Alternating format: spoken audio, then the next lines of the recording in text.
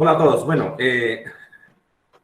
hablar en estos momentos, primero debo señalar, pues mi nombre es Hubert Guadir Ruiz Rengifo y me ha dado la misión la profesora Isabel Cristina hablar de un tema que ha despertado mucho interés hace más o menos 3 décadas sobre el tema de la responsabilidad penal de las empresas, de las personas jurídicas. Y es uno de los temas que genera gran desafío, mayor desafío, porque la búsqueda de una responsabilidad penal autónoma de las personas jurídicas cambia todo. Es cambiar el chip, siempre he dicho, es cambiar las reglas de juego, es cambiar el derecho penal, me circunscribo al derecho penal, pero es cambiar ese cambio de paradigma respecto a lo que hemos conocido en el tema de la punición. Bien, teniendo en cuenta que el tema es un poco espinoso, eh, eh, me gustaría hacerlo de manera muy sencilla. Lo primero que tenemos que preguntarnos es si esto es un tema nuevo, si esto se planteó hace poco o cómo es la cuestión y en qué etapa de la historia nos movemos. Una de las razones importantes es saber la necesidad de algo, es decir, por qué es necesaria una responsabilidad penal empresarial y por qué no una responsabilidad administrativa, por qué no una responsabilidad civil de las empresas, por qué no otra área, ¿no? Entonces, en ese sentido, queremos fijar por qué es necesario desde el punto de vista del derecho penal. Lo primero que hay que saber es la eclosión que hace la necesidad es desde hace mucho rato ir al de arriba. El derecho penal siempre se encargó del de aduanas, siempre se encargó del más pequeño, del menos favorecido, y es aquel que iba dirigido prácticamente al derecho penal. Criminalizar al más tonto, ¿no? Pero el de arriba, el del white collar, el del cuello blanco, eso hacemos alegoría a Sutherland, en la cual plantea de los delitos de cuello blanco. Y la idea necesaria de ir hacia el de arriba, ir al rico, al poderoso.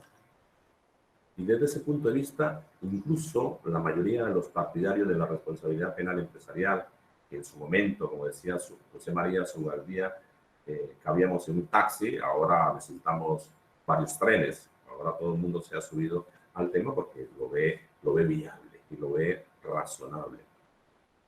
Pero el tema de ir al de arriba ha generado en estos tiempos una desilusión. Ha generado una desilusión porque resulta que con el fundamento, que luego le explicaré con mayor tranquilidad, el fundamento de esta responsabilidad penal empresarial está en los compliance programs. No sé si me ha escuchado, famosos programas de cumplimiento, en otras partes programas de transparencia, programas de integridad, etcétera, etcétera. Pero el fundamento ha generado que las empresas se blinden.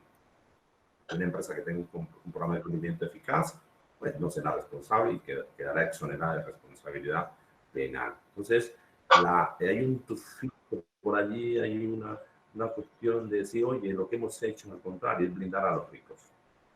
Porque claro, todos ahora van a escudarse en un programa de cumplimiento. Pero bueno, eso es una crítica un poco somera para señalarles la evolución misma y la necesidad de esa responsabilidad penal empresarial. Un ingrediente importantísimo es que el mundo se volvió complejo. El mundo se volvió multidisciplinar, transdisciplinar. El mundo es complejo. Y el mundo complejo tiene un ingrediente que son el tema mercado, el tema de las empresas. Las empresas se volvieron complejas. Ustedes notan y tienen memoria lo que pasó en China, lo que pasó en muchos casos, lo que ha generado el factor de impunidad. Y entonces se ha visto que las corporaciones han quedado en la impunidad y claro, se hace el material fungible, el presidente de una compañía o el director de una compañía o el caso, por ejemplo, muy sonado en España en el año 2002, que el barco petrolero Prestige del británico contaminó las aguas de Galicia y, hombre, y después de 11 años se resolvió que el capitán debería responder por desobediencia, nada más, ¿no? Y la empresa siguió funcionando y el daño ecológico ha sido inmenso. Hombre, consecuencia del daño ecológico, si ir más allá, es una de las tesis por la cual estamos en este momento en esta pandemia, que nosotros contribuimos, somos responsables todos, contribuimos a que esta pandemia se esté generando desde el punto de vista de la tesis de naturaleza, del estropeo a la naturaleza y al planeta. Pero bueno, de eso hablaremos un poco más.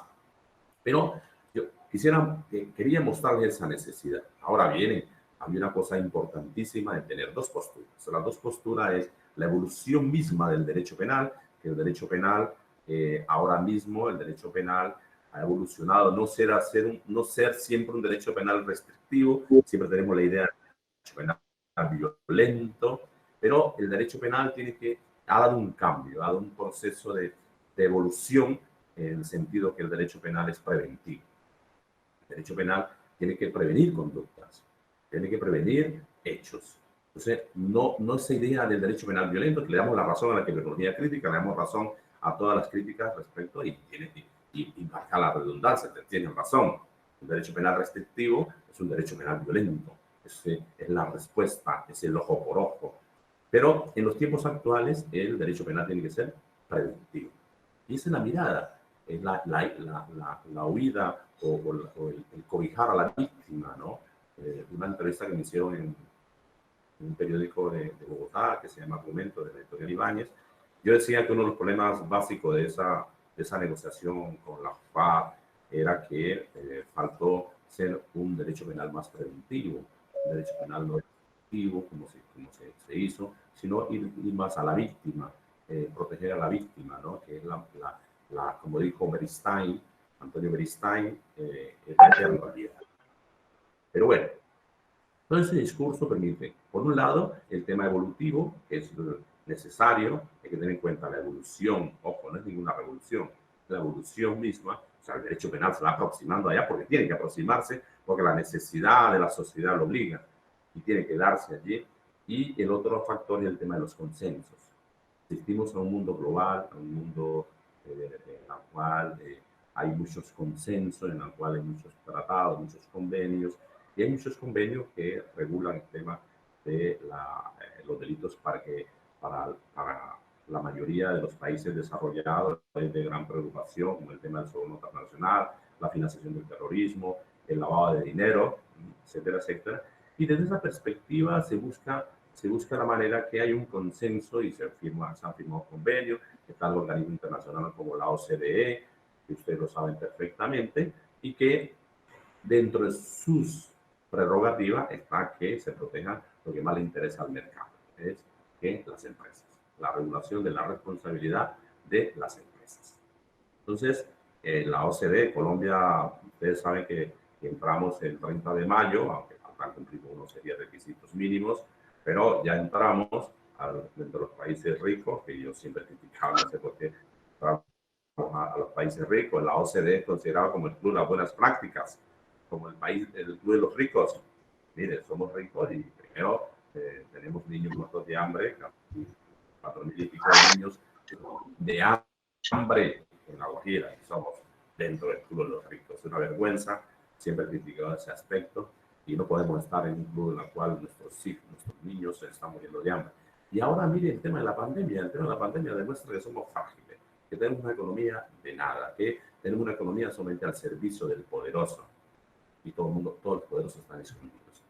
Esto es un problema, como dice Yuval Noah Harari, israelí, súper leído, que se lo recomiendo además, los moteos, el tema de animales a dioses, y ahora últimamente el tema de las 21 lecciones en el siglo XXI.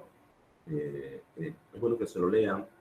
Yuval plantea una solidaridad global.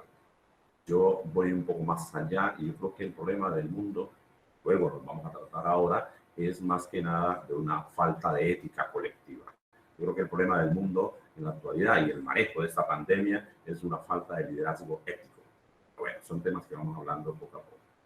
Bien, para hacerlo de manera sencilla y no ser tanto discurso teórico, yo quisiera que nos ubicáramos en la etapa de la historia. Obviamente, hay que hacer una distinción. El mundo después de la pandemia es un mundo diferente, como dice Yuval. Yo diría que es unas nuevas reglas, un nuevo mundo. Pero antes de esto, en ese momento en el que estamos, hablemos que la etapa que tenemos en este momento es la etapa de la hipermodernidad. Y allí hago alusiones, y siempre lo cito a Gilles Lipovetsky, que creo que también lo conocen ustedes, sobre la figura y el texto importantísimo de él sobre los tiempos hipermodernos. Esos tiempos hipermodernos tienen unas características que se las digo de manera rauda, son muchas, pero he resumido en varios puntos importantes para ir ubicándonos en dónde estamos, para poder asimilar, oye, ¿por qué es posible, por qué es necesario la responsabilidad penal de las personas jurídicas? Que no sea un discurso de laboratorio. Ya tengo miedo a los delitos de laboratorio. Entonces, ahora, mire, la primera característica que ustedes pueden analizar es que en los tiempos hipermodernos o la hipermodernidad se habla, incluso Gilles que critica la posmodernidad, dice que nunca ha existido, ¿no? Los alemanes hablan de la segunda modernidad, como el caso de Berg, que habla de la segunda modernidad. Pero las características en suma están allí, no hay que buscarlas, el mundo ya no es de libros enmohecidos, ya no es de ir a mamotretos, verlo, lo que el mundo real. Asistimos al realismo, a la realidad. Y desde ese punto de vista tenemos que analizar todos los fenómenos que ocurren. Una característica es la ingente preocupación por los derechos humanos.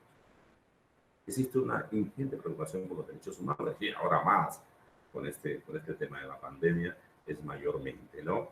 Y ojalá que sea así, porque claro, nos olvidamos del humano, ¿no?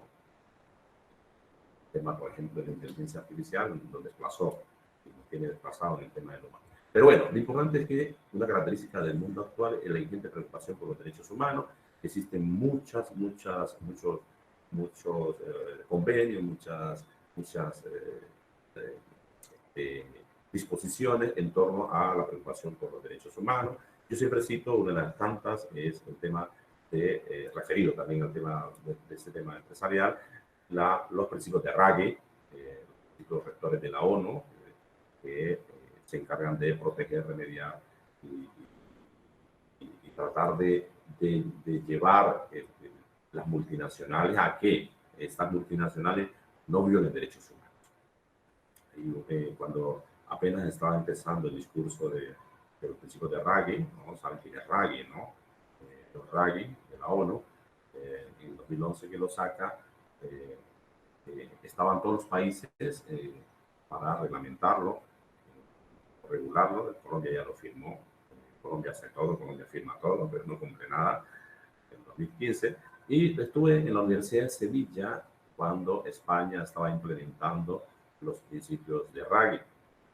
Y recuerdo mucho que al final se concluyó en Sevilla, el primer día lleno, el segundo día todo el mundo tomando cerveza, pero los principios de Ruggie se concluyó una cuestión de que toda empresa tiene que estar a prueba de Ruggie. Y efectivamente muchas empresas españolas han implementado. De hecho, me causó sorpresa, mucha sorpresa, yo viajo mucho en Avianca, y me causó mucha sorpresa que Avianca dice que está adaptado o ha implementado los principios rectores de la ONU para no violar derechos humanos. La empresa más incumplida que existe, que son derechos humanos. Eso es violación de derechos humanos. Pero bueno, me causó sorpresa que así lo sea, y la idea es que la mayoría de las empresas estén a prueba de Ruggie. Es una preocupación del ser humano. Entonces estaba allí, pero ahora con esto de la pandemia lo que se nota es que no hay ninguna preocupación, es pura carreta, es puro discurso.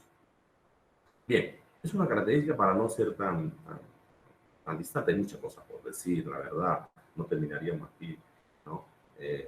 Sería una cuarentena, pero de forma rauda. Dos, un elemento importantísimo de esta nueva era, de esta etapa hipermoderna, que es, oígase bien, lo pragmático. El mundo es real, el mundo es de aquí, de la hora, de resolver problemas, el mundo es de ya, es no teorizar, el mundo es práctico. todas las esferas de las situaciones, todas las esferas de nuestra vida, es pragmática, es de resolver. Lo pragmático es resolver. Pero hay un ingrediente importantísimo que quiero que lo analicen. Cuando hablo de lo pragmático, hablo de resolver el problema, el aquí, el ahora. Pero, ¿a qué nos lleva esto? Nos lleva esto a que en este mundo de turbulencia, como dice Alan Greenspan, hay un libro interesante, un cordote allí en el texto, pero bueno, también lo tengan en cuenta, en esta era de turbulencia, en esta era líquida, como hablaba Bauman, Zygmunt Bauman, ¿no? El polaco, esta era fluida, esta era en la cual no hay poste, no hay referencia. Oye, lo que está pasando con la crisis de la pandemia es que no tenemos postes, no tenemos referentes, es un mundo sin referente, un mundo que va a la loca. Estamos bailando y estamos a la deriva, y estamos a la deriva en ese momento. Crisis de esto se debe que estamos a la deriva. Y una de las cuestiones que yo siempre agrego es el tema del liderazgo, falta de liderazgo. Estaba en la George Washington en varias ocasiones en el seminario sobre gobernanza y se establece un poco el tema del liderazgo. El éxito de una democracia está en el liderazgo y no lo tenemos. Lo que está pasando con la pandemia, no tenemos líder mundial. Pensábamos que estábamos dependientes de las potencias, no hay liderazgo, ¿no? Los líderes están haciendo lo que les dé la gana. Ahora que ya se empiscaba, mire Bolsonaro, mire mismo Trump, curiosamente AMLO en México, ¿no? Pero por tanto, lo importante de ahora es que el mundo es práctico y esta incertidumbre, esta turbulencia, este no tener postes de referencia, este discurso permite entender que hay que ser preventivo. Ante la incertidumbre, tú tienes que ser preventivo. La incertidumbre que está generando el factor de la pandemia obliga a que hay que ser preventivo. Hay que usar los nasobucos, los tapabocas, hay que usar los guantes, etc. Porque hay una incertidumbre y una lucha entre lo humano y lo no humano, que es diferente, ¿no? La gente habla de guerra. ¿Aquí no hay guerra? La guerra es cuando hay de humano contra otro humano. Es un humano contra el no humano, es un virus. Entonces, no hay guerra. Entonces, la situación de la incertidumbre te genera una prevención. Por lo tanto, el diseño de ese derecho penal tiene que ser preventivo, ¿no? Entonces, vamos dando los ingredientes para este sancocho. El sancocho que va a salir es la responsabilidad penal de las personas. Pero miren el primer ingrediente. El primer ingrediente es ser preventivo, ¿no? Preventivo, ¿por qué es preventivo? Porque hay incertidumbre, no hay referencias, ¿no? Hay turbulencia, hay liquidez, es un mundo líquido, ¿no? Tú sabes que el líquido, si yo tengo un vaso, se vuelve la forma del vaso, si lo pongo en un rectángulo, será rectángulo. Por lo tanto, está muy indeterminado y genera el manejo de los poderosos, el manejo de las corporaciones. Por eso las corporaciones están manejando el mundo. Hay una cuestión que yo siempre digo, que el mundo que manda las directivas desde el punto de vista financiero se llama el GAFI, el Grupo de Acción Financiera, ¿no? Pero yo no digo que es el GAFI. Yo creo que más estamos por el GAFA. Estamos dominados por Google, Apple, Face, Amazon, Alibaba y más. ¿No? De hecho, hay una anécdota allí y quiero que lo tengan en cuenta, que era Microsoft con IBM firmaron un pacto, se llama el Robert Hall, el llamado de Roma, para el control de la ética en la inteligencia artificial. Pero bueno, esa es otra historia. Pero lo importante es que este mundo es pragmático, es preventivo y por lo tanto el diseño de ese nuevo derecho penal para las empresas, para las personas ahorita, tiene que ser preventivo ante la incertidumbre, ¿no? Es importante tener en cuenta, y aquí hay una cosa de controversia bastante compleja, que es el tema de la aquí, la ahora y la filosofía. En eso quizás no tenga opiniones, a mucha gente me protesta porque han confundido filosofía con el pensamiento. Yo lo que digo, y no lo digo yo, lo dicen muchos también pensadores, muchos filósofos importantes, en una entrevista que le hicieron pues el doctor, que hicieron en Polonia, creo que es George Habermas, hicieron una entrevista y fue muy claro en señalar que la filosofía no es lo que conocimos o conocemos, porque este mundo es diferente, este mundo es otro, este mundo requiere respuestas del aquí, el ahora, del ya, ¿no? De solucionar problemas. Y el autor decía así, pero no confundamos pensamiento con filosofía. El pensamiento siempre va a estar allí porque el pensamiento hace parte del ser humano. Es decir, siempre vamos a pensar. Pero seamos reales, seamos reales. La filosofía ha estado secuestrada, la filosofía ha estado a espaldas de la sociedad, la filosofía ha estado ciega a la sociedad, la filosofía se ha convertido en una ciencia positiva, la filosofía ha estado encerrada en sí misma, la filosofía es ella misma, y punto. Pero ante los problemas reales está escondida. Yo no estoy diciendo que hay que desechar, yo lo que estoy diciendo es que ocupa o no el papel central. Y la filosofía no ocupa el papel central en estos momentos. Ojalá con esto de la pandemia retome su protagonismo. Y así lo están diciendo la mayoría de los filósofos, que incluso hay un artículo por allí que habla de que es la hora de los filósofos. Entonces, mire el otro ingrediente para este sancocho de la responsabilidad penal empresarial, el tema de la filosofía. Mire que no es un problema filosófico, ¿no? Mire que el tema de la punición de los entes colectivos, que así se llamó al inicio, en los años, hace 3 décadas, se hablaba de la punición de los entes colectivos. Todavía no se hablaba de forma concreta sobre la responsabilidad penal empresarial. Entonces, la punición de los entes colectivos. Entonces, otro ingrediente, no es un problema filosófico.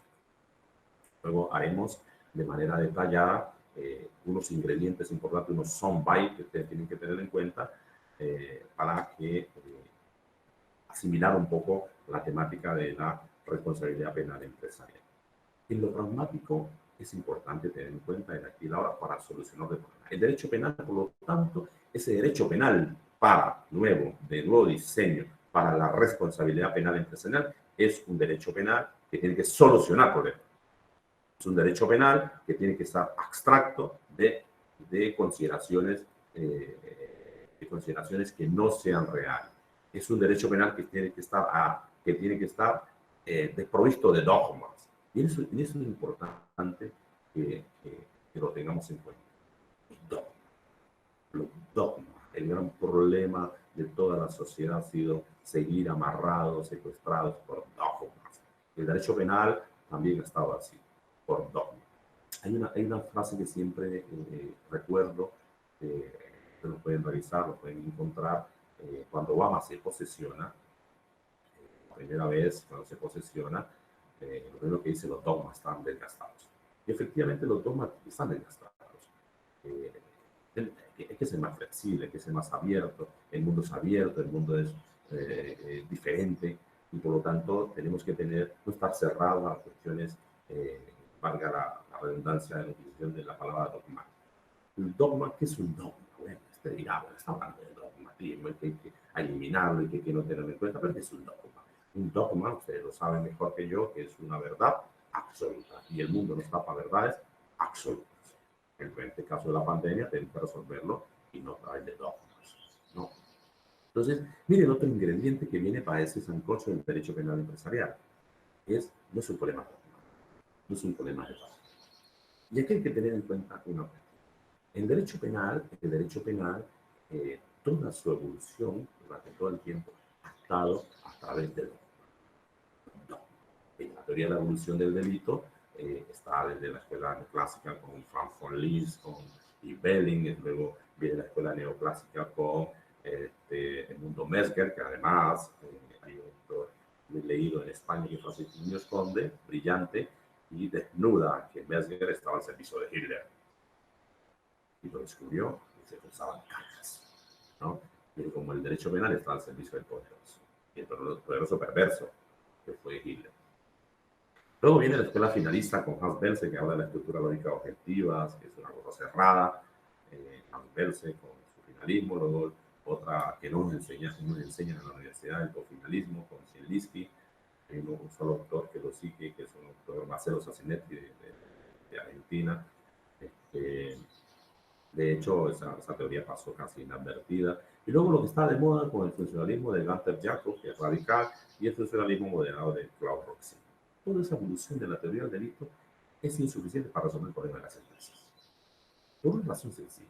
Está fundamentada en filosofía. Casi todos los autores de las escuelas, que además ya no llaman escuelas, todos los autores de las escuelas son filósofos. Casi todas las escuelas que usted observa son filósofos.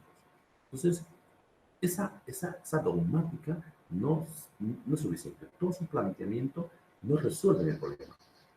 Tengo una anécdota. Cuando empecé a trabajar en el tema de la responsabilidad penal empresarial, recuerdo mucho cuando estuve en 1998 en el Max Planck Instituto de Freiburg, en Alemania. Recuerdo mucho que una profesora, ahora es amiga, estaba trabajando el tema de la responsabilidad penal empresarial y me parecía una cosa difícil de entender. Pero, ¿cómo así que las empresas son responsables de delitos? Por Dios, no, venga, ¿cómo así? Y me decía el profesor Héctor Hernández Basualdo, que era discípulo, es discípulo de Klaus Tiedemann ya murió, y decía, oye, joder, tienes que tener una mente más abierta. Hay que abrirse a las consideraciones, porque todo es posible. Entonces, claro, el tema de la responsabilidad penal empresarial, recuerdo mucho, desde ese momento me causó siempre un choque. Yo creo que a todos, de manera primigenia, les causa ese choque. Ya, oye, mierda, ver, ¿cómo así que castigar penalmente a una empresa? Si es un ente, si es ficticio, si es una real. Pero, dado este mundo hipermoderno, sí son reales. Real, y no quiero entrar en discusiones de las discusiones de Sabine, si es una ficción o no es una ficción, etcétera, etcétera. En el caso, en ningún momento voy a discutir esa parte. Pero lo importante es saber que ese ingrediente nos va a ir diseñando la respuesta a ese problema, el problema de las empresas. Una característica también importantísima de este nuevo mundo es el mercado. Y el mercado ha sido tan protagónico en este momento que, bueno, es preocupante que hasta la conciencia nos tiene en el mercado, ¿no? Hasta nuestra propia identidad como ser humano se vuelve al mercado, el discurso del amor. Acabo de publicar un trabajo sobre un más allá de la ciencia de las emociones, la mujer hipermoderna, como una cosa allí podemos entenderlas, en la cual señalo claramente que el concepto de amor, tal como lo conocemos en este mundo hipermoderno, no existe. Y no existe porque el consumismo, la paradoja del consumismo al que nos ha llevado, permite entender que se volvió simplemente una cuestión de mercado. Alguien por allí dice, un autor por allí, que es una cuestión biológica, etcétera, etcétera. Bueno, tampoco hay que exagerar, pero el concepto de amor es un concepto bíblico, es un concepto solamente de Jesús a los hombres, es un concepto de madre e hijo, pero desde el punto de vista real termina reducido a un consumismo. Bueno, sobre eso hablaremos en otra ocasión. Les recomiendo el texto, aunque lo pueden conseguir. Ahí se cuentan muchas anécdotas sobre el tema de las emociones, que es lo más importante en el mundo. Este mundo también es un mundo emocional, este mundo es un mundo emocional, y en este momento de pandemia yo les sugiero ser más emocional, conservemos la calma y seamos reflexivos, hagamos un reseteo de nuestra vida individual para ir a lo que es importante en esta época, que es el colectivismo. Pero lo que quiero irles señalando es que un ingrediente importante en el mundo actual es el mercado. Y el mercado traduce empresa. Y empresa. Y la empresa es, oígase bien, la mayor protagónica en este momento. Ocupa el papel central. La mayor protagónica en las empresas. La mayoría de la criminalidad está en las empresas. Oígase bien. Hay un estudio del Max Planck en la cual señala que el 80% de los delitos socioeconómicos cometidos en la actualidad o que se dan es por una empresa y dentro de una empresa. Entonces la empresa es la mayor protagónica, dice 80%, diría 90%. En un análisis que se hizo, hay como 1000 empresas comprometidas, hay como 1000 empresas que están siendo cuestionadas por el tema de la corrupción. Pero hay otra cosa importantísima, es que, ¿por qué las empresas? ¿Por qué en el mercado traduce empresa y por qué las empresas? ¿Por qué tenemos que regular las empresas? Y se demuestra con ese análisis es que las empresas son las mayores causantes de los riesgos. El mundo hace mucho rato, los años 80, más o menos 80 más o menos, hay un texto interesante de Ulrich Berg, La sociedad del riesgo, también la gente decía también que era la sociedad en riesgo, que puntualizaba que ahora la medida de la culpabilidad y la responsabilidad quien mayor genera riesgo son las empresas. Eso está claro. Como las empresas son las que generan mayor riesgo, pues hay que controlarla. Por eso la mayoría de los consensos, la OCDE, la Convención de la ONU contra el soborno, etcétera, etcétera, siempre van dirigidos a las empresas. Y allí es que vamos diseñando todos esos ingredientes para saber si la respuesta es penal o lo que han hecho otras naciones, que la respuesta se ha ido por la vía administrativa. Alemania, por ejemplo, se fue por el derecho administrativo sancionador. Alemania no tiene responsabilidad penal de la persona jurídica, ¿no? Pero Italia se fue también por la responsabilidad administrativa de la persona jurídica. El decreto 231 del 8 de junio regula la responsabilidad administrativa de las personas jurídicas en Italia, ¿no? Profe, perdóneme, yo le interrumpo. Pues usted sabe que los chicos del auditorio nuestro, digamos, son apenas en la parte de pregrado y pues ellos no se salen para formación como abogados. Básicamente, usted nos pudiera compartir, pues usted que es especialista en estos temas de la responsabilidad. En primer lugar, ¿qué es el concepto de la responsabilidad penal de las personas jurídicas? ¿Cómo puede una persona jurídica o un administrador llevar como representante legal a esa persona jurídica a una responsabilidad penal? ¿Cómo está Colombia y qué países, que era lo que usted estaba contando, efectivamente sí han insertado dentro de su acervo jurídico y sí han judicializado penalmente, en casos prácticos, la responsabilidad penal de las personas jurídicas? Son cuatro interrogantes, profe, como para que íbamos perdóneme,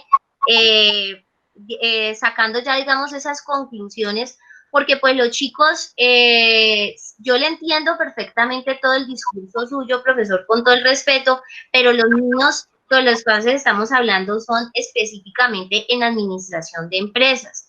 Entonces es como la parte práctica de decirle, mire, usted futuro administrador, si usted va y en una licitación pasa el CBY, puede llevar a cabo no solamente usted, sino también a la persona jurídica. El delito se ha convertido transnacional en el caso de Brecht por esto y estas situaciones.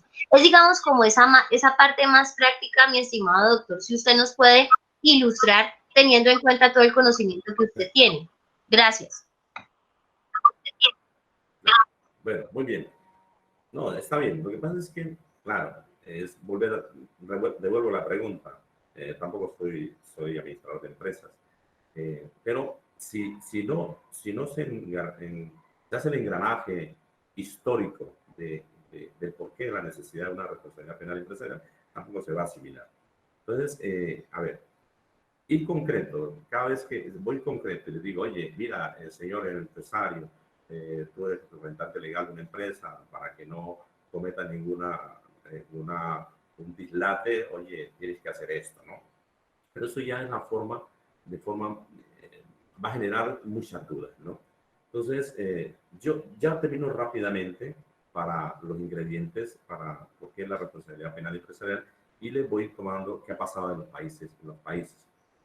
Efectivamente, como les decía, en los países, la mayoría de los países desarrollados han ido por diferentes vías, conforme al consenso o no de esta necesidad. Como decía España, Alemania se ve por la vía administrativa y tiene muchos casos dentro del derecho administrativo sancionador, pero no penal. España tiene muchos casos, en este momento, por ejemplo, está cuestionado el BVA, pero ¿por qué? Por la mala práctica. En realidad, la responsabilidad de las empresas obedece, oígase bien, al tema de las malas prácticas. Pero ¿por qué quería hacer esa evolución? ¿Por qué llegar allá? Porque es que el fundamento de esa responsabilidad penal empresarial no está en la teoría del delito, no está en el derecho penal que conocemos, está en una figura que se llama compliance. Compliance, que es cumplimiento. Compliance significa cumplimiento de unos estándares internacionales para prevenir las malas prácticas. Y hay unos ingredientes, y eso lo tienen que tener en cuenta los que manejan el tema empresarial. Hay unos ingredientes de ese compliance.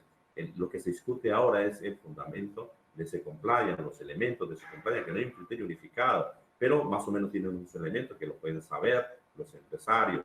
Matriz de riesgo, tiene que haber un canal de denuncia, tiene que haber un código de ética, un código de conducta, tiene que haber, ya se viene una due diligence al interior y el exterior de la empresa, tiene que haber un procedimiento, tiene que haber un procedimiento que regule los comportamientos de los integrantes, y el representante legal es responsable de esa situación, tiene que estar controlando. Y luego de ese compliance, ese programa de cumplimiento, surge una figura que está de moda, que son los oficiales de cumplimiento, los compliance officers, ¿no? Pero esos son los fundamentos, ¿no?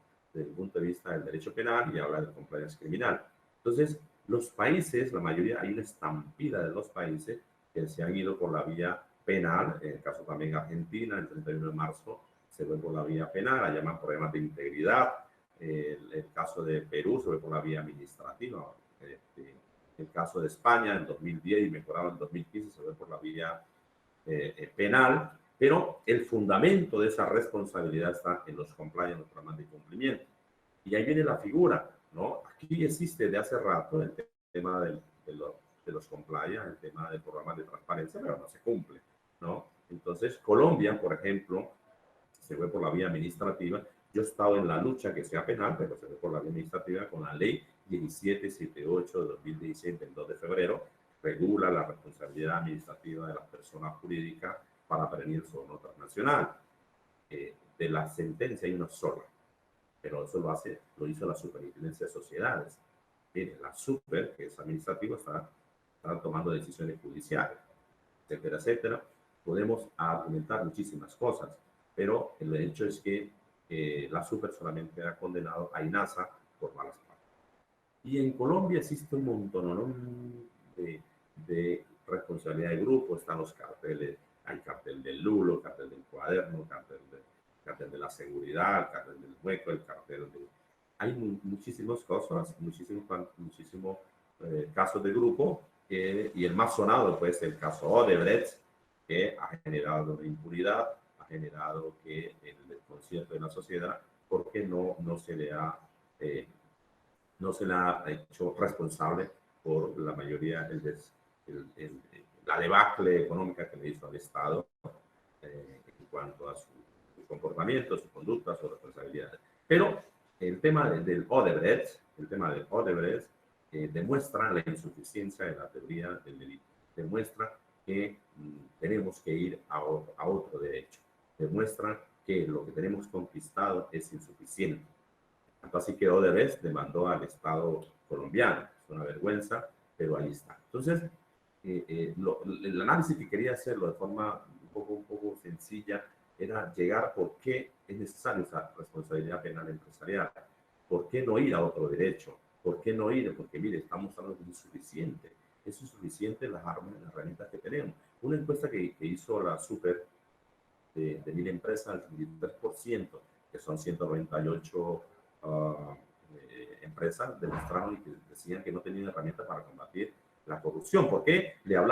Cuando le hablaba de los riesgos, cuando le hablaba de Herbeck sobre el riesgo, sobre una sociedad de riesgo, el mayor riesgo de las empresas es, oígase bien, para malas prácticas, es la corrupción.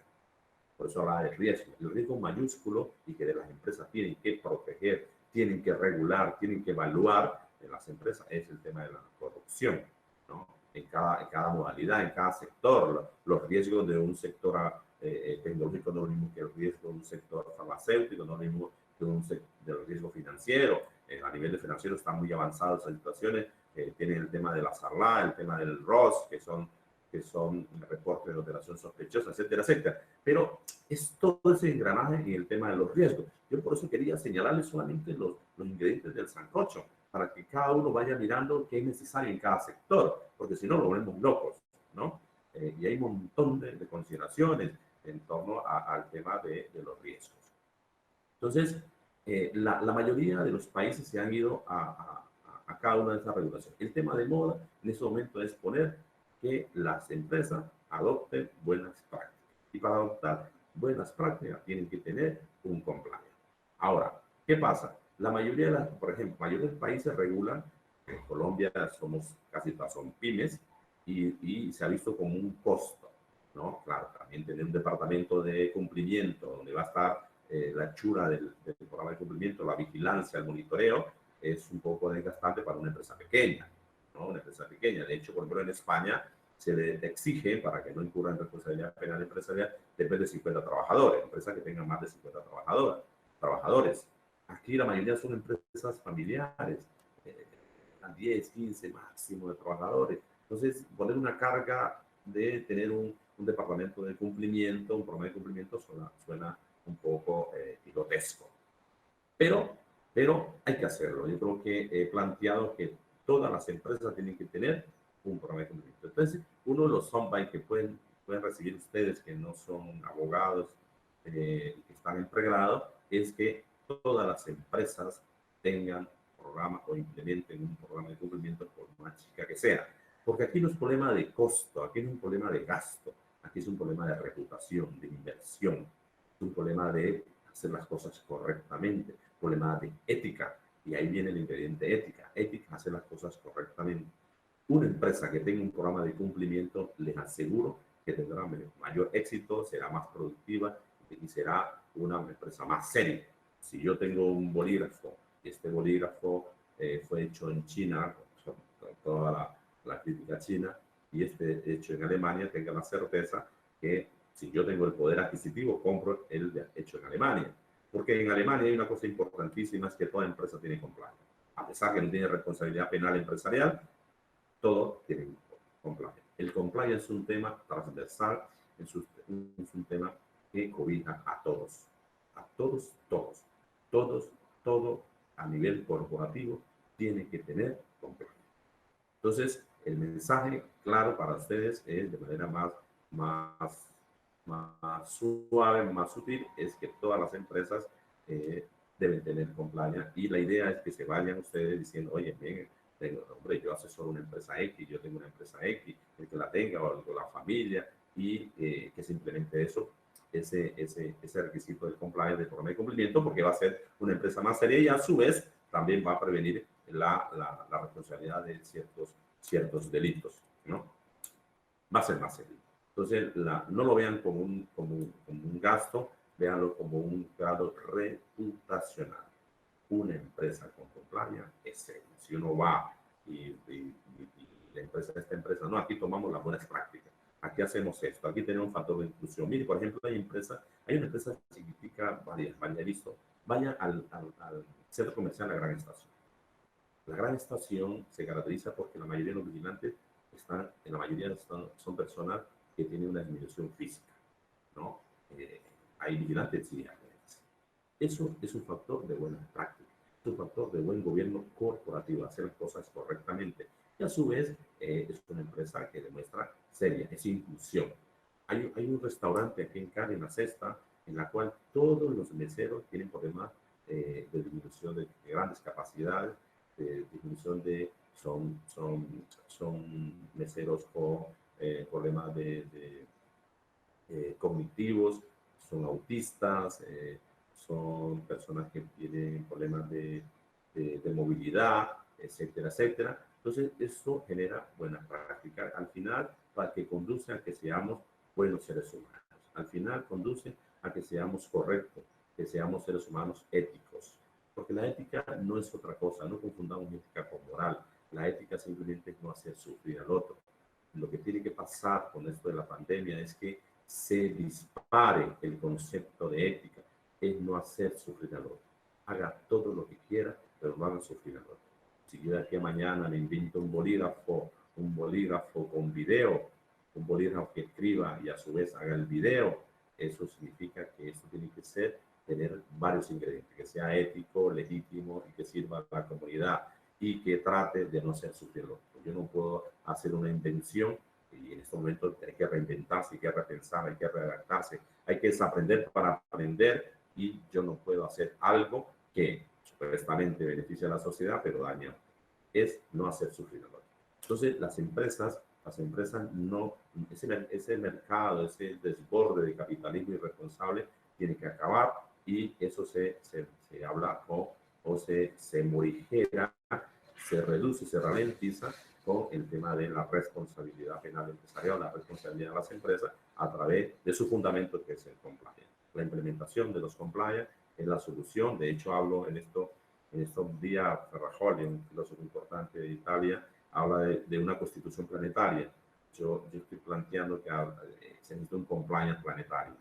Un compliance planetario, un compliance global, un compliance para la Tierra, porque en este mundo actual, y en eso voy dando los pisos del COVID-19, que plantea un mundo diferente, la búsqueda de una constitución planetaria, es ir a lo humano, es buscar la manera de una solidaridad global, que habla Yuval, una ética colectiva, que lo digo yo, es buscar la manera de no hacer sufrir a los otros, ¿no? Esa es la puntuación y ir al colectivismo. El caso de China, por ejemplo, porque China ha superado la pandemia, porque hay un colectivismo exacerbado. Y hay un punto importantísimo que la gente quiere desconocer, es el tema de la tecnología.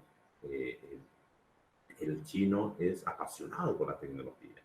El chino es exageradamente apasionado. Es aparte de su cultura. Nosotros no tenemos cultura. Mire, hay un problema ingente en el tema de nosotros los abogados, que tenemos un problema de acceder a una plataforma. No hay una cultura digital. En China lo hay y a través del colectivismo. Lo que debe cambiar este tema del COVID-19 es ir a un colectivismo, ir al humano, ir a la condición, a la especie humana, porque ahora mismo está en crisis la especie humana. Está en crisis nuestra humanidad y hay un susto, hay un miedo precisamente por eso, ¿no? ¿Qué mundo nos espera? No sabemos. Hay muchos filósofos que están hablando de eso, el caso de Cicel, el esloveno Cicel, está también Yuval, el israelí Yuval, está Byung-Chul Han, recuerdo a Han porque mi segundo hijo Hans, hablo en surcoreano, y montones de posturas que están planteando sobre qué es lo que depara este nuevo mundo, que no lo sabemos. Hay una incertidumbre, no lo sabemos, pero lo cierto es de que se necesita solidaridad global, se necesita liderazgo global, se necesita una ética colectiva y sobre todo tener en cuenta que no tenemos líderes, que no hay líderes. Y estamos haciendo uso, yo utilizo una palabra de populismo global. El populismo global, y ustedes entiendan que es un populismo. Populismo es dar una respuesta pequeña a un problema grande, ¿no? Hay un problema global que es la pandemia y necesitamos respuestas nacionales. Hay un libro interesante de Ulrich Besso, de Generación Global, que necesitamos un método global. Y el problema de la pandemia es que no se dieron respuestas globales. Y hay que dar respuestas globales a un problema global. Y cada uno cerró fronteras. La Unión Europea ha quedado en Unión Europea, no ha servido para nada. Hay dos momentos de crisis que ha sido Siria, en el tema de Siria, de la inmigración y el tema de la pandemia, que simplemente cada uno cerró su frontera. Y eso lo está haciendo, pero no hay respuesta global. Falta una solidaridad global y eso tiene que continuar.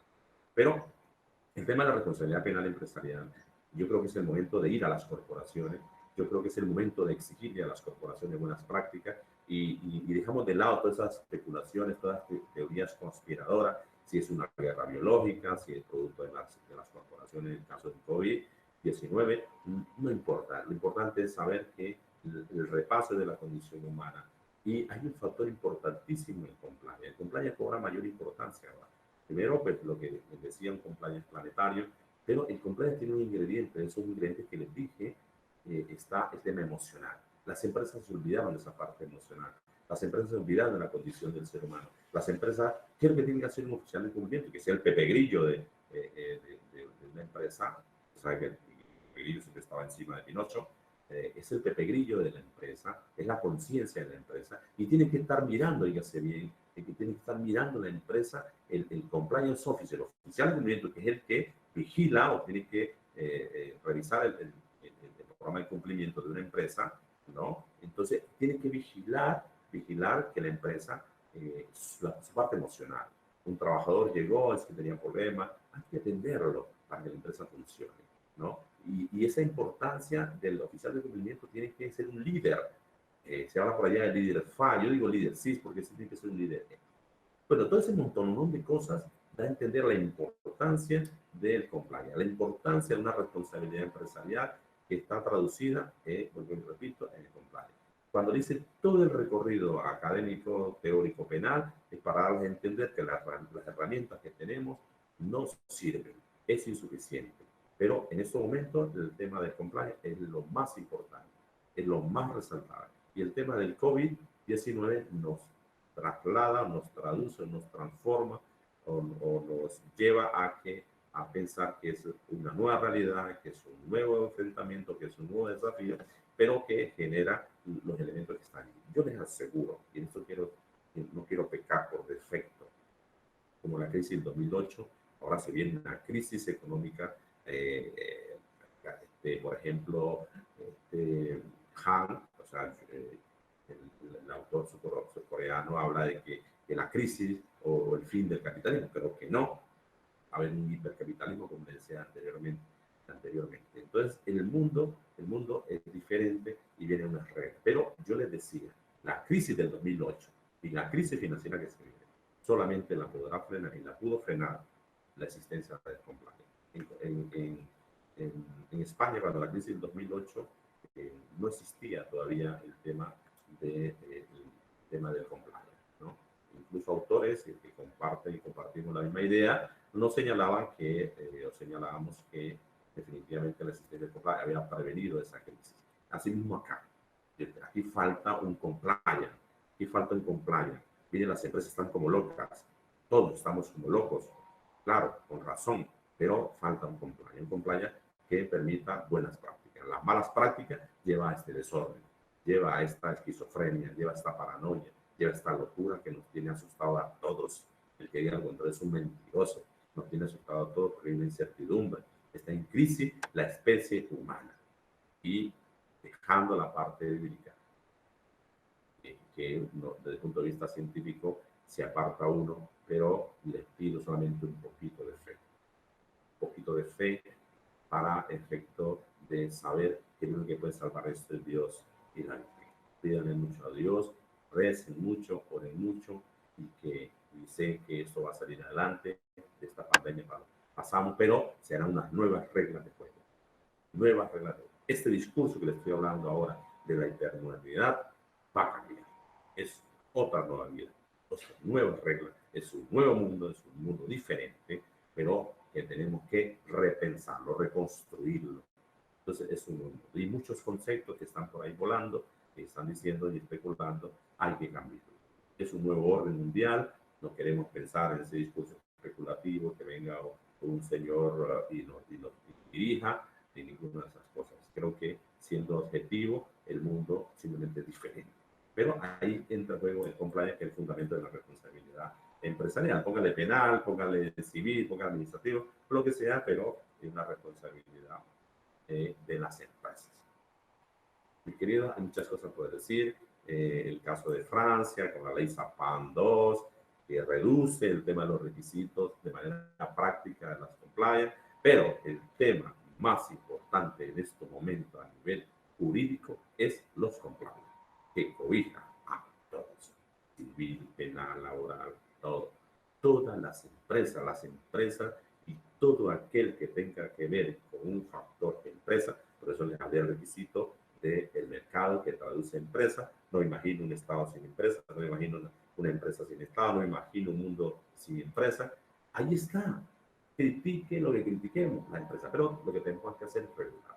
Y la forma de regular es el fundamento de esa responsabilidad empresarial, que es los compliance, que es el programa de cumplimiento, que es lo que dice en Francia la conformidad, ¿no? Es los programas de cumplimiento. ¿Y qué son esos programas de cumplimiento? Hay los requisitos, como les decía, que es que tener una matriz de riesgo, hay que tener una evaluación de ese riesgo, hay que tener una due diligence, que es una debida diligencia, un control interno disciplinario, es que Pepito Pérez llegó borracho, es que eso afecta a la empresa, al core business de la empresa. Todos esos requisitos de los whistleblowers, que son los delatores, el silbato, ¿no? El delator, que es importantísimo. Hay que tener un canal de denuncia, en la cual es eso, el delator empresarial, tratar de proteger. La Unión Europea, por ejemplo, tiene ya le dijo a los miembros que tenían que proteger al delator empresarial. En Estados Unidos le dan el 5% al delator y lo cambian de identidad. Aquí no, es es una sociedad que aquí, si alguien delata, si se da cuenta el gerente, pues lo echa y ya está, ¿no? Entonces, toda esa serie de cosas que se van a resolver. Pero la discusión en ese momento en las empresas es ir a la reputación, es ir a las buenas prácticas, a las best practices que hablan los gringos, es ir a hacer las cosas correctamente, ¿no? Y los países todos se han ido en estampida a regular el tema de la empresa porque es la protagónica. Por eso le hablé de los requisitos de la informalidad en la cual está señalando ya se bien que un requisito es el mercado, ¿no? Profesor, ¿y cómo está Colombia? ¿Cómo estamos Colombia con relación a la responsabilidad penal de las personas jurídicas? Entonces, para ir, digamos, sintetizando, profe, lo que usted dice es que las empresas tienen que tener un departamento de prevención para los delitos de responsabilidad penal de las personas jurídicas. Los principales delitos que puede ser es las malas prácticas, los carteles, esas prácticas anticompetitivas, el tema de violación de datos. Ahora, a raíz de que ayer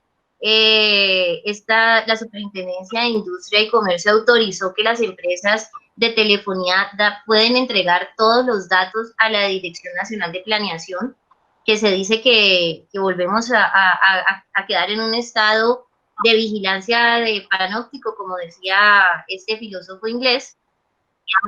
Pero entonces, digamos, eso es la regulación que deben de tener las personas jurídicas. O sea, específicamente, profesor, si yo a usted le dijera qué es la definición de la responsabilidad penal de las personas jurídicas, en dos frases, ¿qué me diría usted que es? O en dos líneas. Perfecto. Muchas cosas ha preguntado, profesora. Excelente.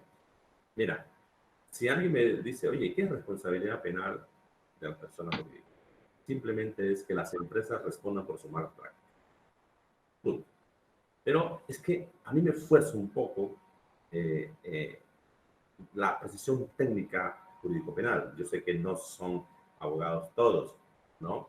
Son de pregrado, pero lo que hay que tener en cuenta es no hablar de imprecisiones técnicas, por ejemplo.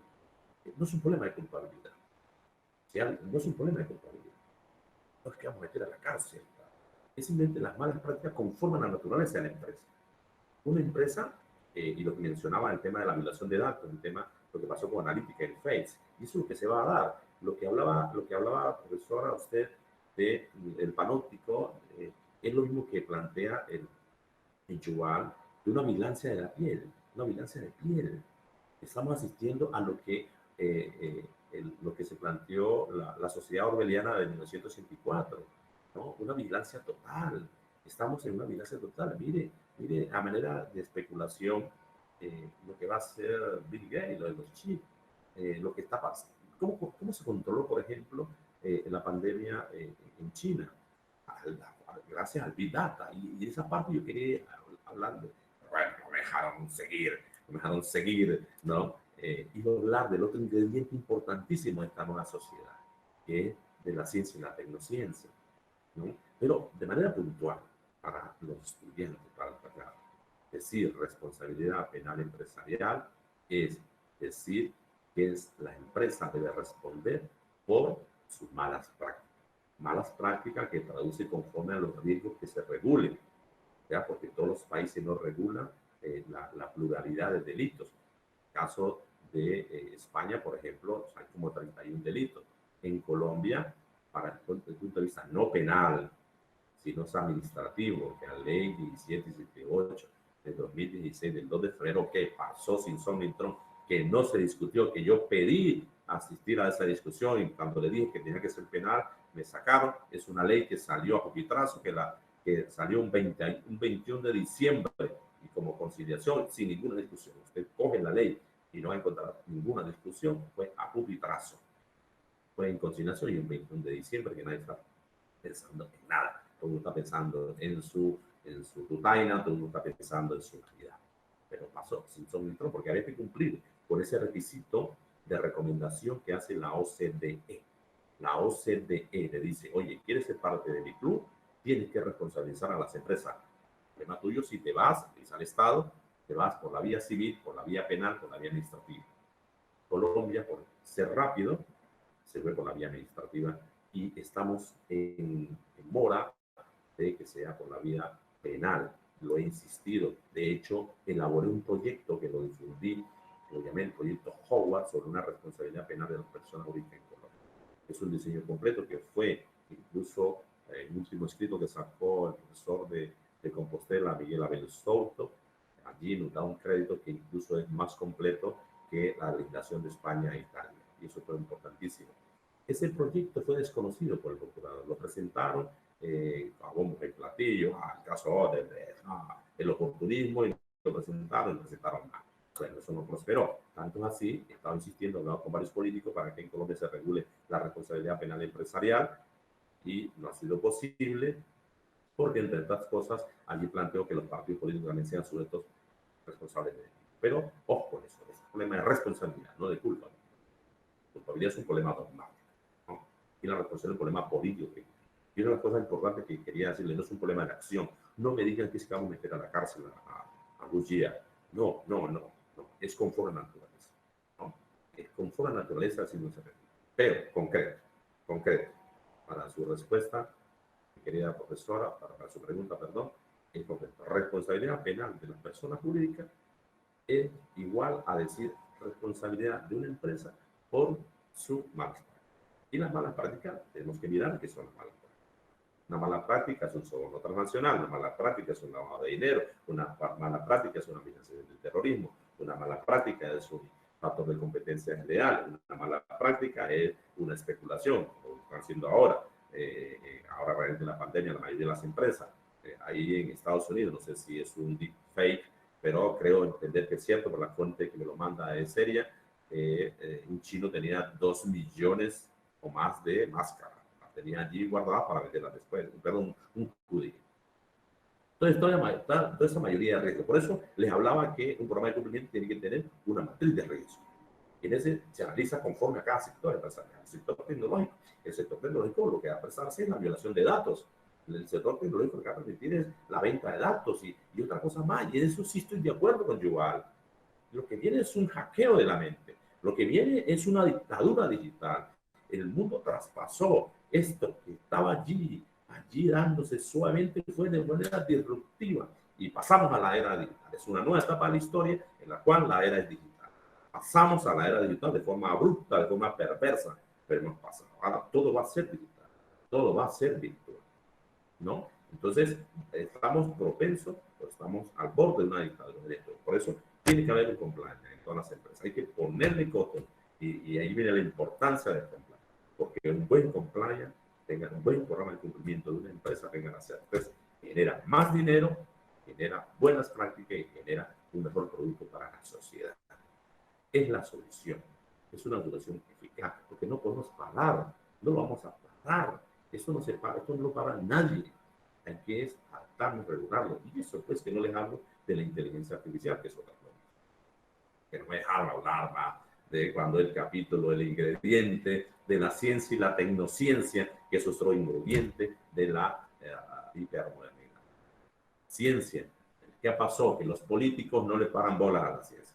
No le pusieron cuidado a la ciencia. Hace rato la ciencia está diciendo, oye, tenemos este planeta hecho nada. Tenemos este planeta perdido. Por favor, no le hace caso a la ciencia. La política y la ciencia van por caminos diferentes. Necesitamos una política sólida. Ya no está la política de simpatía como lo que hace Merkel. Merkel, ¿qué ha hecho en estos momentos? Merkel lo que ha hecho es cuidar a su Alemania. Ese papel protagónico de liderazgo europeo no lo ha hecho. Entonces, esa política de simpatía hay que dejarla. Y aquí viene un replanteo nuevo con el COVID-19. Después de que pasemos esto, viene el replanteamiento de un nuevo contrato social. Viene el planteamiento de una nueva mirada. Óigase bien. Eso es importantísimo tener en cuenta. Es un nuevo papel, una nueva política. Dejando esa política fluida, líquida. No, una política sólida basada en ¿qué? En criterios éticos, en contenidos éticos. La sociedad está en ese momento y no hemos hecho frente a esta pandemia por falta de un concepto de ética colectiva. No hemos hecho Cada uno está. Y lo que va a generar, lo que les decía, un hipertendido. Entonces, la razón de protagonizar o de aupar o de hacer que las empresas implementen su programa de cumplimiento, oígase bien, es para reputación, para hacer las cosas correctamente. Ahí han venido ustedes escuchando RSE, responsabilidad social, RSC, responsabilidad social corporativa. Han escuchado, ¿no?, que las cosas hay que hacerlas correctamente. Claro, pero ¿cómo? Y el cómo es el compliance. El mensaje que puede quedar para todos los que tienen que ver con la empresa es que, oíganse bien, las empresas implementen, por más chica que sea, un programa de cumplimiento, un compliance. Y estoy contento si todos los estudiantes que están escuchando, que son de pregrado empresarial, se van para su casa y dicen, oye, ya al menos sé que existe una figura, un término que es necesario para las empresas, que es el compliance. Es un consenso, es universal, ¿no? Es ya universal. Entonces, ese es el mensaje. No sé, pregunten para poder explosionar. Es más o menos la idea, ¿no? Entonces, para ir redondeando, ir terminando, profesor, además de los estatutos, de los códigos de buen gobierno, de la regulación de data, necesario tener entonces este compliance como manera preventiva para que eso se tendría que unir con el código de buen gobierno, o tiene que ser una normatividad para la sociedad comercial aparte. Ya, buena pregunta también. Yo siempre he dicho que hay aproximaciones al tema del compliance. El compliance tiene unos requisitos mínimos y máximos. Como le decía, no hay un criterio unificado. Uno de los grandes problemas que tuve cuando empecé a trabajar el tema es buscando las razones de un método para el tema de la responsabilidad penal empresarial. Y estaba buscándolo en el derecho penal. Y al final, eso que publiqué en el 2006, en la cual la exigencia de un método en el debate actual de la cuestión de la responsabilidad penal de las personas jurídicas, que lo publicó Ibáñez, y estaba buscando un método y no lo pude encontrar. Precisamente es porque no hay un criterio unificado sobre los elementos que tiene que tener un compliance. Cualquiera de ustedes, los de pregrado, cualquiera puede diseñar, oígase bien, diseñar, porque estamos en la época de la creatividad, estamos en la época de que tú puedes hacer tus cosas siempre y cuando vayas a un norte de ética. Es decir, cualquiera puede diseñar su propio programa de cumplimiento y hay unos elementos que se han vuelto genéricos, pero no son los únicos. Hay un montón de disposiciones en torno a qué elemento debe llevar un compliance. Por ejemplo, yo considero que un programa de cumplimiento, compliance program, debe tener un elemento debe haber un departamento de riesgo, debe haber un elemento de regular los riesgos. Y yo les aseguro, por eso les decía hace ahora, si los compliance, si el programa de cumplimiento estuvieran implementado de manera general en Colombia, estaríamos manejando la situación de la crítica de la pandemia de manera diferente. Porque todas las empresas, todas las corporaciones tenían que entender, y ahora todo es corporativo. Todo es corporativo. El individuo muerto, siempre digo yo, como una frase un poco fuerte, el individuo muerto, porque lo interesante es lo corporativo. Y todas las corporaciones tuviesen, ojo, hay que diferenciar corporación y empresa. Ojo con esto, ¿no? Que lo deben saber ustedes que estudian empresariales. Las corporaciones es una cosa y la empresa es otra cosa. Pero lo importante es que las corporaciones y las empresas, oígase bien, tengan implementado su programa de cumplimiento. Y si estuvieran implementados bien, de manera eficaz su programa de cumplimiento, tendrían un departamento de crisis y la situación estaría manejando diferente. No lo que está pasando, la debacle que está pasando con los trabajadores, que la mayoría de las empresas están despidiendo trabajadores. Y eso es una mala práctica. Eso es un mal compliance. Eso es porque las empresas no tienen compliance. Pero de tener el compliance tenía que existir, oígase bien, ese requisito, ese departamento de crisis para manejar al interior de la empresa. Además que tiene que tener el Estado, que no ha hecho nada, ¿no? Sabemos que el Estado no ha hecho nada, pero lo tiene ahí, pero de comodín. Pero las empresas tienen que tener. Es un elemento que yo lo he recomendado a todos los empresarios, que tengan allí un capítulo, además de tener la debida diligencia, además de tener los whistle blog, que son el canal de denuncia, además de tener la materia de revisión y evaluación, además de tener ese requisito del código de ética, el código de conducta, que tiene que tener, o ya sea un departamento de crisis. Lo que habla del buen gobierno corporativo, oígase bien, eso es un elemento del compliant. El buen gobierno corporativo no es totalmente, decir, mejor dicho, en conclusión, todo compliant tiene buen gobierno corporativo, más no todo gobierno corporativo es un compliant. ¿Me explico? Todo compliant debe tener un buen gobierno corporativo, más no todo buen gobierno corporativo es compliant, ¿no?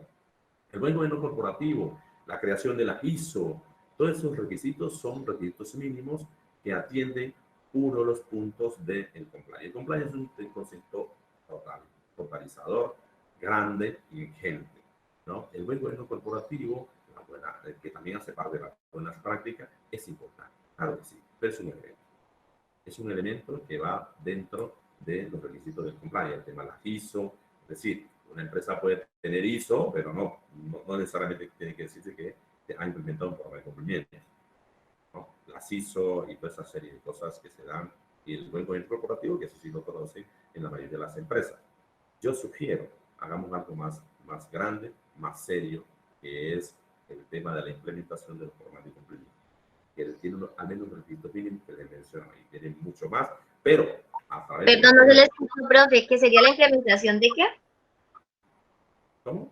Que no dejarlo en el gobierno corporativo, sino usted dijo, hacer algo más grande. Algo más grande, que es el compliance, que es como le decía, un buen gobierno corporativo. El buen gobierno corporativo, que tiene requisitos como inclusión, por ejemplo, las empresas que le decía el restaurante aquel, ¿qué tiene? Tiene un ingrediente de buen gobierno corporativo, la corporación. La corporación está funcionando bien, es buena. ¿Por qué? Porque tiene un factor inclusivo. Está poniendo trabajadores que tienen disminuciones físicas, como autista, como tenía un trabajador allí con problemas de ceguera, ¿no? Etcétera, etcétera. Pero ese factor de inclusión es un buen gobierno corporativo.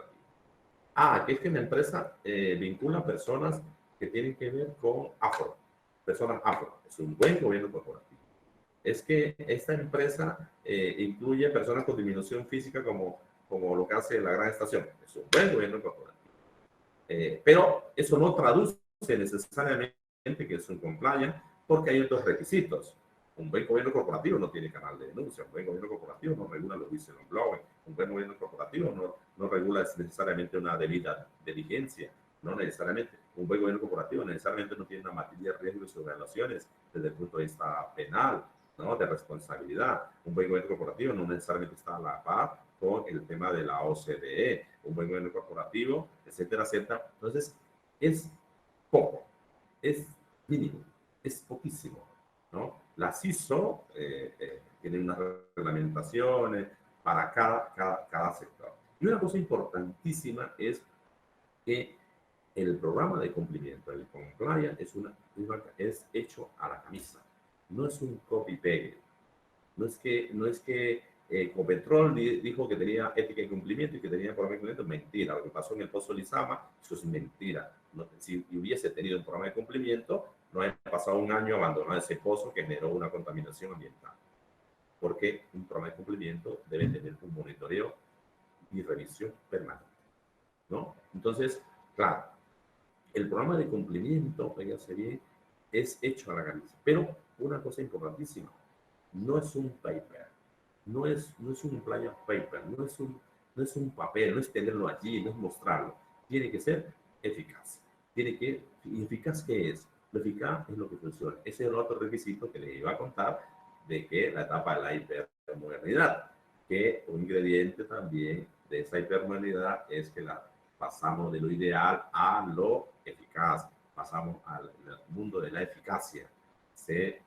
Mundo de la eficacia. Ese ingrediente de eficacia se requiere en el compliance. El compliance tiene que ser eficaz, no es tenerlo allí, no es copiar, tenemos aquí, señor, voy a hacer una auditoría, pero tenemos compliance, mire, aquí tenemos lo que tenemos matizado todos los delitos y toda la cosa, mire, aquí tenemos un canal de denuncia, mire, aquí tenemos un correo electrónico, tenemos una web, tenemos un seguimiento a todas las denuncias, a todas las quejas, tenemos un procedimiento interno, mire, etcétera, etcétera. Aquí controlamos, Aquí tenemos, a nivel financiero, tenemos el conoce a tu cliente. Mira, aquí el que llega, el cliente, lo analizamos, internamente revisamos si es una persona sospechosa, etcétera, etcétera.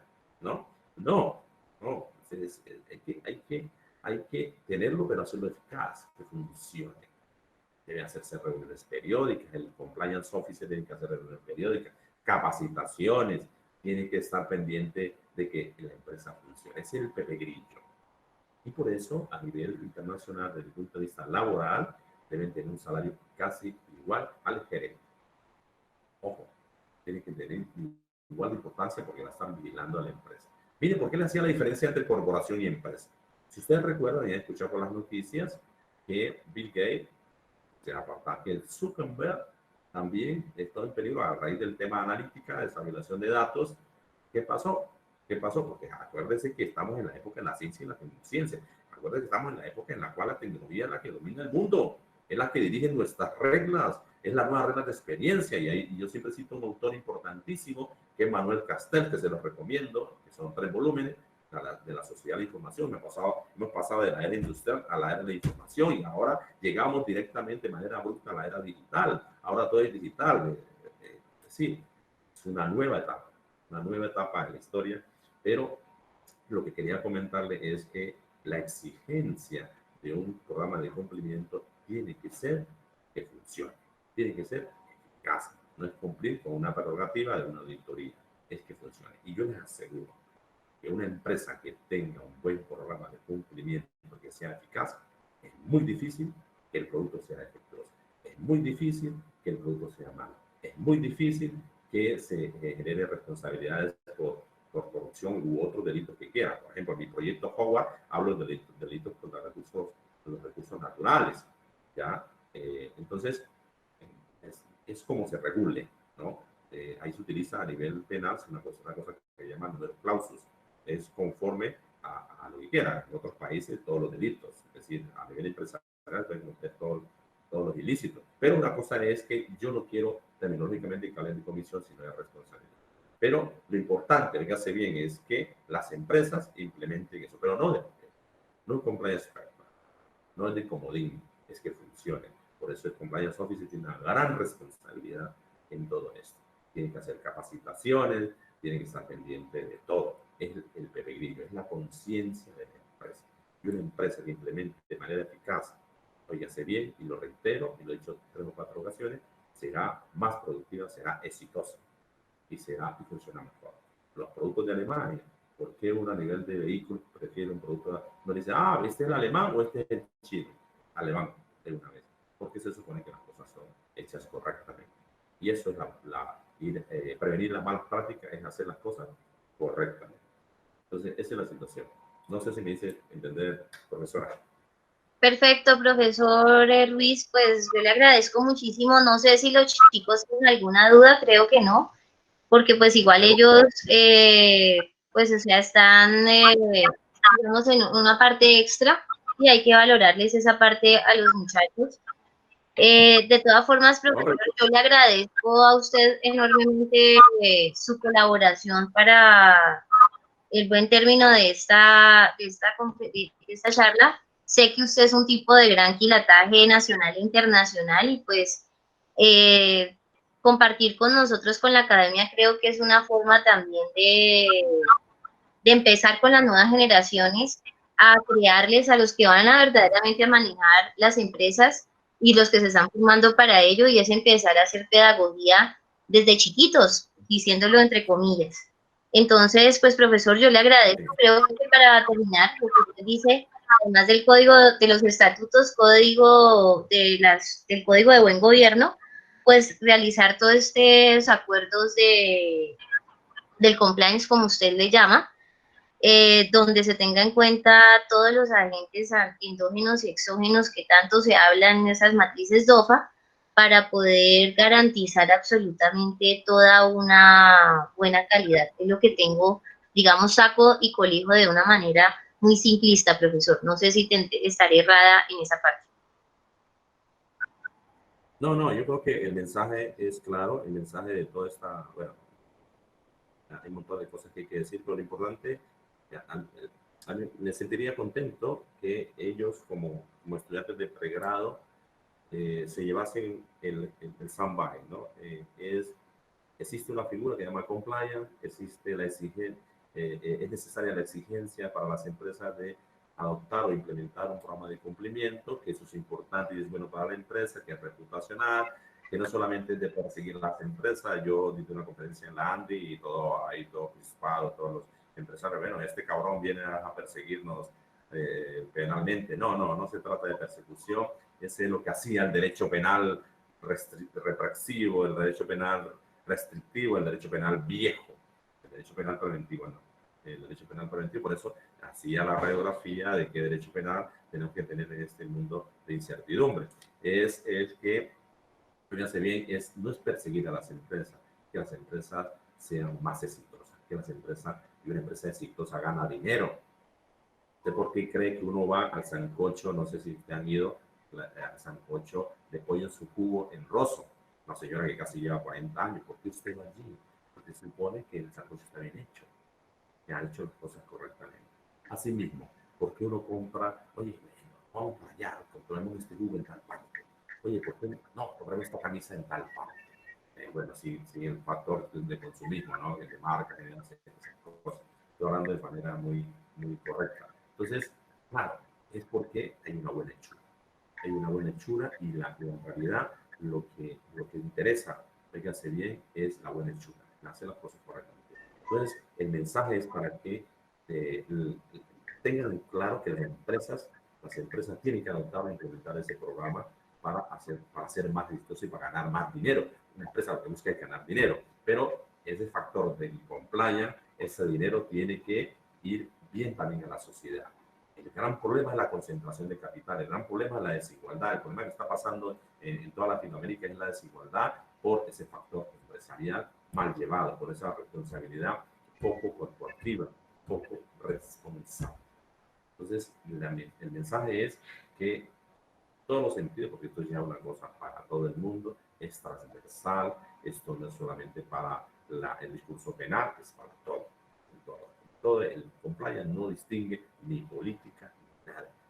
El compliance es un tema que se exige para que las empresas sean correctas, que hagan las cosas correctamente y que tengamos una mejor sociedad, una mejor comunidad.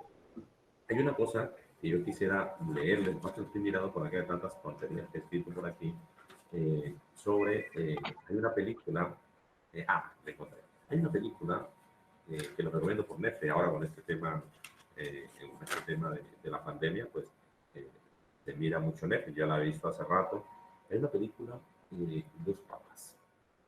Dos Papas, como decía el Papa en una entrevista que le hizo un chico hace 4 días más o menos, el Papa decía, no es un problema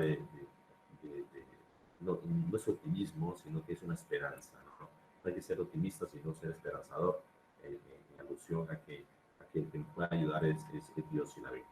Pero hay en la película Dos Papas de Netflix, hay una frase que concluye el actor que hace el papel del Papa Francisco, y dice lo siguiente, y me voy a tomar la molestia de leerlo, quería leérselo.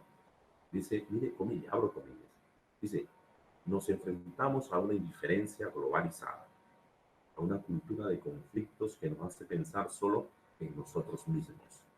Vivimos en pompas de jabón, pero también muy endebles. Nos hemos acostumbrado al sufrimiento de otros. Mira, ahí está la ética. Mientras no me afecte a mí, nadie en el mundo quiere ser responsable. ¿Quién es responsable por la sangre de nuestros hermanos y hermanas? Por los cuerpos de refugiados en las costas del Mediterráneo. Yo no tengo nada que ver con eso. Debió ser alguien más, pero les aseguro que yo no fui.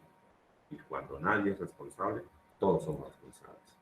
Eso es lo que pasa con esto de la pandemia. Somos responsables, pero tenemos que actuar con ética. La consigna es la ética. Y por eso yo hablo de manera, ustedes no son penalistas, yo hablo que lo que viene es un derecho penal ético, pero ya no restrictivo, no de persecución, sino de responsabilidad con la sociedad. Que tenga ética, que sea legítimo y que sirva para la sociedad, para el bien común. Ahí está la cuestión. Ese era. Un abrazo a todos y espero que les haya dicho algunas tonterías. Y bueno, pueden pueden preguntar lo que quieran, lo que no se sabe, pues miramos cómo lo buscamos, pero pregunten lo que quieran, y si no, pues te agradezco mucho. Y gracias, doctora Isabel, por esta oportunidad. Lástima que me iba extendiendo un poco, pero había que explicar las razones de las cosas. Tengo ese hábito de ir allá al fondo de por qué las cosas, para poder decir, esto, pero es por esto. No, esa es la situación. Pregunten. Pues creo, profe, que ya los muchachos, ya hay algunos que empiezo a ver que se van a retirar, porque igual tienen también sus diligencias y demás. Profesor, en nombre de la universidad, en nombre de la facultad y en el del grupo y en el mío, le damos nuestros sinceros agradecimientos, y bueno, esperamos poder contar con usted en otras oportunidades. Muchos éxitos y un feliz resto de día. Muchas gracias. Muchas gracias. Muchas gracias. Bueno, gracias, profesor. Gracias. Bueno, estamos entonces hablando. Chicos, entonces, con ustedes les agradezco muchísimo el haber escuchado otra perspectiva. Nos vemos con clase este viernes, si Dios quiere, a las 7:30 de la mañana, con lo que ya sabemos lo habitual. Nata, muchas gracias por toda tu colaboración, a Mauricio por sus grabaciones y al resto por su presencia y lo que les digo, por existir. Feliz resto de día. Gracias, profe, Los bendiga. Chao, chao. Y muchas gracias también por traerlo a él y todo eso. Hasta luego, profe, que esté bien. Chao. Gracias. Chao, chao, mis amores. Cuídense. Hasta luego, profesor Wadid. Gracias por todo.